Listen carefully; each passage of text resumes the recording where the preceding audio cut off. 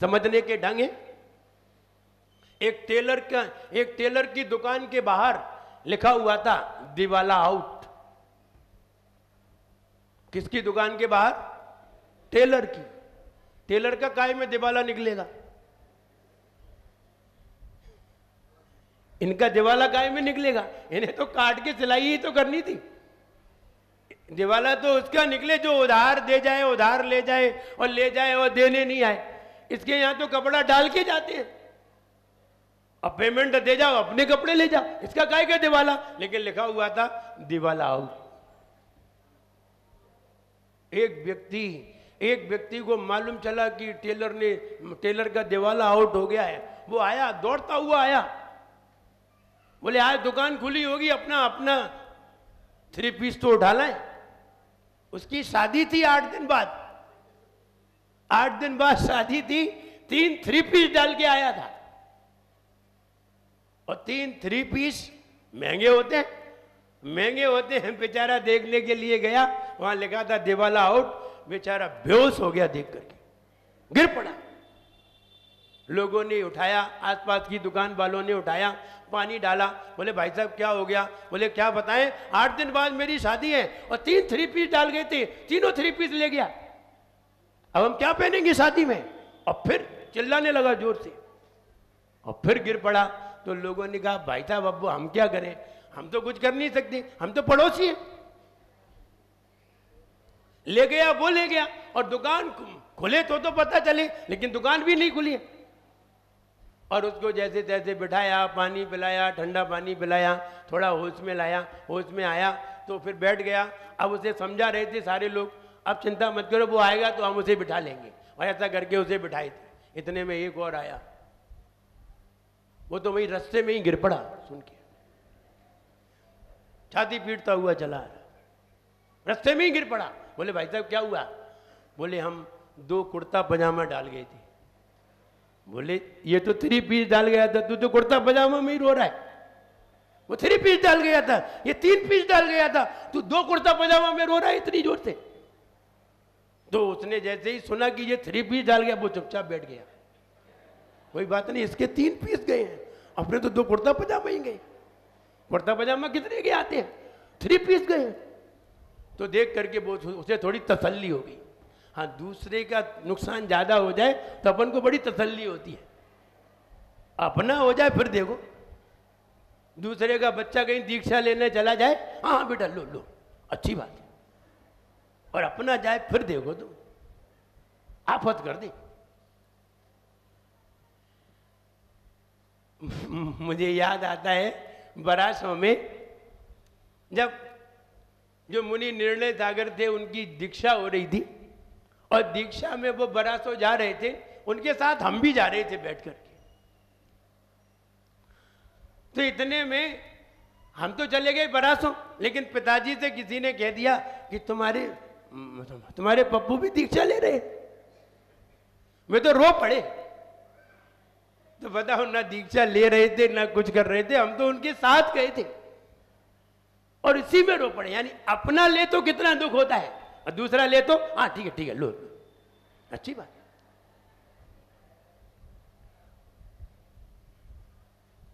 जब दोनों लोगों को वहां बैठा दिया, कोल्ड ड्रिंक पिलाई और बोले आप शांति रखो, अब ले गया, अब हम क्या करें? उसकी दुकान पे लिखा है दिवाला आउट। तीसरा व्यक्ति आया, वो व्यक्ति उसके आगे भी गिर पड़ा था। बोले भाई साहब क्या हुआ? अब क्या हुआ क्या, वो तो उठा ही नहीं।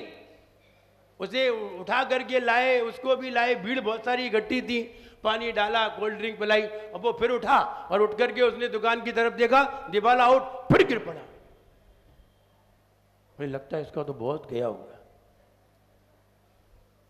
बोले भाई साहब, फिर उन्हें डबल कोल्ड ड्रिंक पिलाई, डबल 7 पिलाई, और पी करके फिर थोड़े ठंडे हुए, फिर उन्हें बिठाया। बोले भाई साहब आपका भी कुछ गया है? इनके तो 3 पीस गए, 3 पीस 3 गए हैं, इनके कुर्ता पजामा 2 गए हैं, आपका क्या गया है? बोले मेरी मत पूछो, मैं तो बर्बाद हो गया। बोले बताओ तो कि गया क्या है? बोले भाई साहब कल हम नाप दे करके गए थे,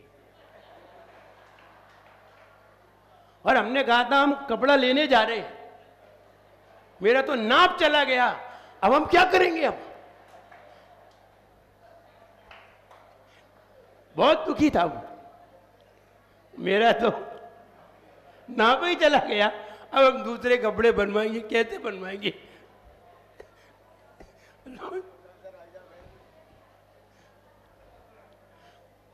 और लोगों ने कहा इससे क्या कहें, और वो ऐसा कह करके फिर बेहोश हो गया। फिर वो कब उठा मुझे नहीं मालूम, लेकिन हम तो ये कहना चाहते हैं जिसका कुछ नहीं जाता वो बहुत दुखी होता है, और जिसका बहुत जाता है वो कम दुखी होता है।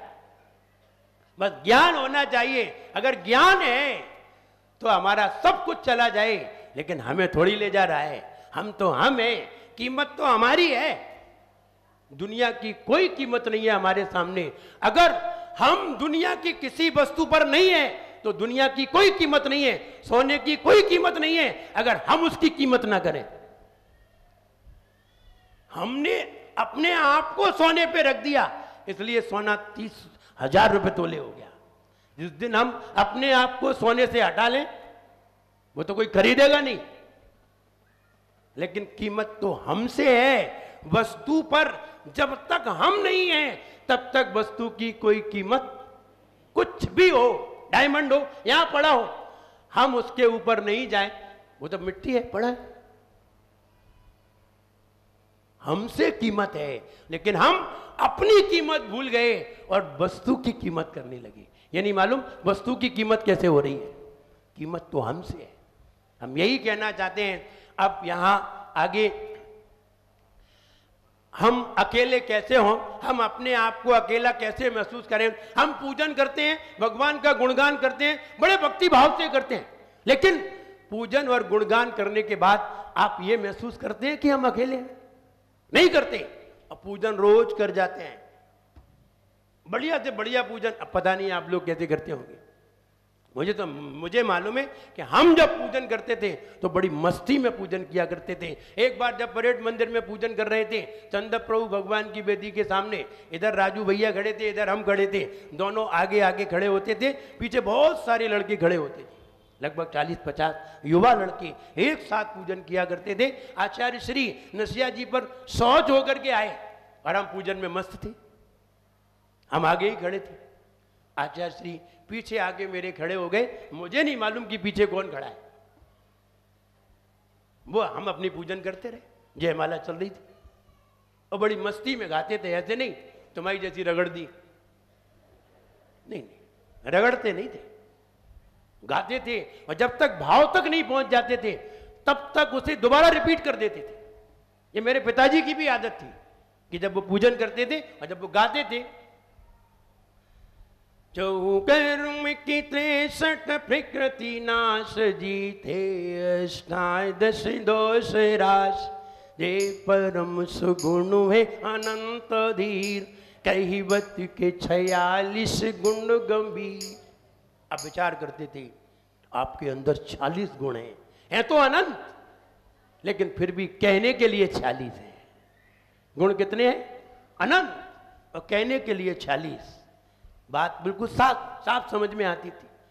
शुभ समवसरण शोभा पार, सत इंद्र नमत कर शीशदार। विचार करते थे 100 इंद्र तुम्हें नमस्कार करते हैं, एक एक नहीं 100 इंद्र। मुझे मालूम है 100 इंद्र कौन कौन थे, हमें तो सब मालूम है, बड़ा आनंद आता था। शुभ समवसरण शोभा शुभ समवसरण शोभा पार, सत इंद्र नमत कर शीशधार, देवादि देव वरिहंत देव, बंदो मन वचन करि सुसे। और अगर हम कहीं यूं भूल गए कि बंदो मन और हमने कि नमस्कार नहीं कर पाया तो फिर दोबारा रिपीट करते थे, अरे नमस्कार तो भूल ही गए, फिर दोबारा रिपीट करते थे, फिर पढ़ते थे। आखिर हम पूजन कर क्यों रहे? भाव बनाने के लिए, और भाव में हम पहुंच नहीं पाए तो पूजन बेकार हो जाएगी। इस तरह से पूजन किया करते, बड़े आनंदित होकर के करते थे, कोई चिंता लेकर के नहीं, टेंशन फ्री होकर किया करते थे। बस हम यही बताना चाहते हैं, हम आपको भी ये बताना चाहते हैं, उस पूजन में से ही सार निकल करके आएगा। पूजन में ही सार है और पूजन में ही समय सार है, अगर कोई निकालने वाला हो तो। मैं बंदो जिन देव को रियति ने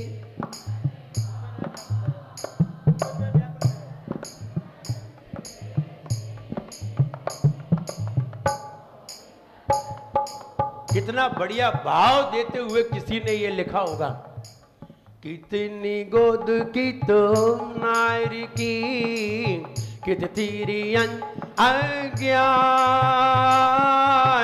आज धन्य मानुष भयो, पायो जिनवर थान, तुमको पूजे सुरपति ऐपति नरपति दे, धन्य भाग्य मेरो भयो, करने लगो तुमसे।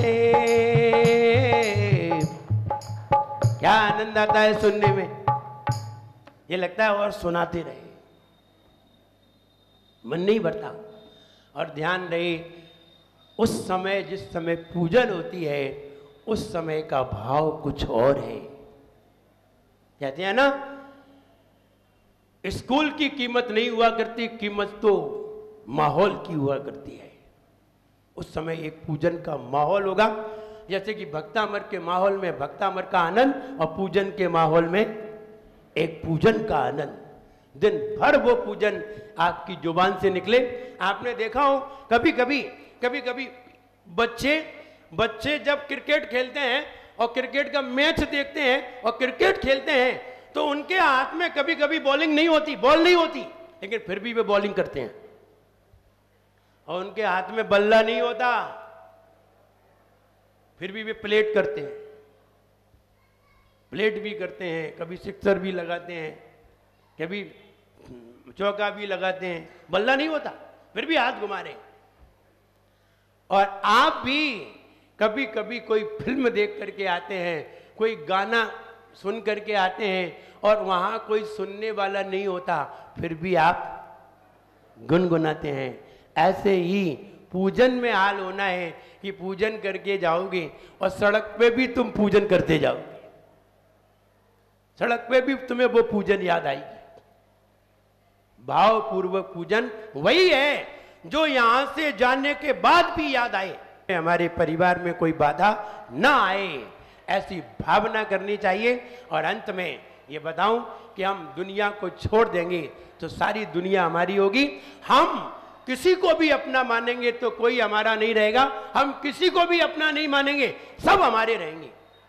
नहीं रहना मुझे मंजूर है अब इस जमाने में, नहीं रहना मुझे मंजूर है अब इस जमाने में।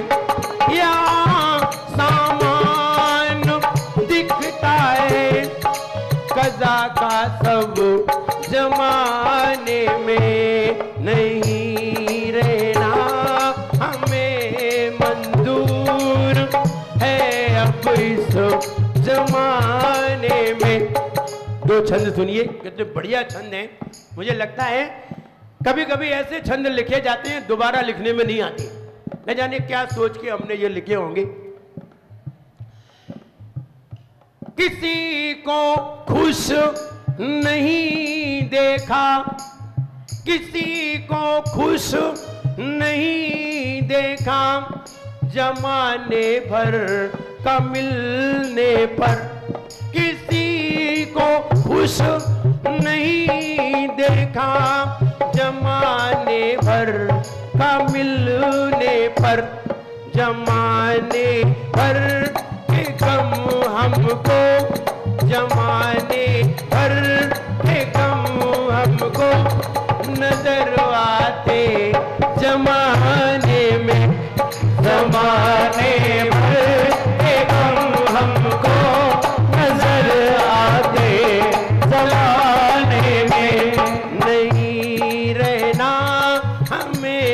मंजूर है अब इस जमाने में। अब गजल का अंतिम बंद सुनिए, गजल तो बहुत लंबी है। जमाना है उसी का जो नहीं चाहे जमाने को, जमाना है उसी का जो नहीं चाहे जमाने को। उसी का जमाना है। भगवान महावीर का देखो, पूरा जमाना किसका है? भगवान महावीर का जमाना। जमाना है उसी का जो न चाहे इस जमाने को, इसे अपना बनाना तो, इसे अपना बनाना तो लगा ठोकर जमाने में। जमाने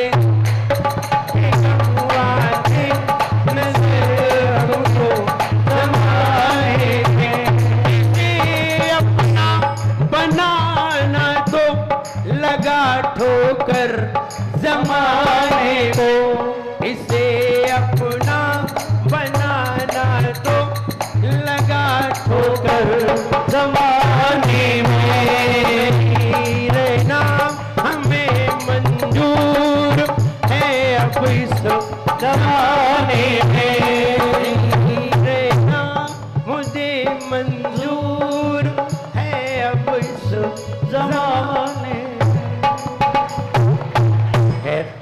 गजल है, एक से एक गजल है, लेकिन जब हमें सुनाना हो तब आ जाएगी।